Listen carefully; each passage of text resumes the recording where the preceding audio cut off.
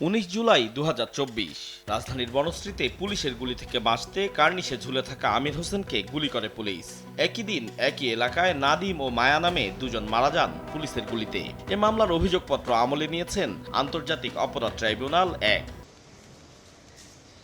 মামলায় 5 আসামির বিরুদ্ধে অভিযোগ আমলে নিয়েছেন আদালত। এর মধ্যে পলাতক সাবেক ডিএমপি কমিশনার হাবিবুর রহমান সহ 4 আসামির বিরুদ্ধে গ্রেফতারি পরোয়ানা জারি করা হয়েছে। এই 3টি অভিযোগে আজকে প্রসিকিউশনের পক্ষ থেকে যে ফরমাল চার্জ আমরা দাখিল করেছিলাম, মাননীয় ট্রাইব্যুনাল এই ফরমাল চার্জের উপরে ভিত্তি করে 3টি অভিযোগ আমলে গ্রহণ করেছেন এবং 4 জন পলাতক আসামির বিরুদ্ধে ওয়ারেন্ট অফ অ্যারেস্ট ইস্যু করেছেন এবং একজন আসামিকে প্রোডাকশন ওয়ারেন্ট বলে ট্রাইব্যুনালে আগামী 17ই অগাস্ট হাজির করতে বলেছেন। এদিকে জুলাই আন্দোলনে 5 আগস্ট রাজধানীর চানখারপুলে গুলি করে 6 জনকে হত্যা মামলার 4 আসামিকে ট্রাইব্যুনালে হাজির করা হয়। সূচনা বক্তব্য ও সাক্ষ্য গ্রহণের জন্য সোমবার দিন ধার্য করেন আদালত।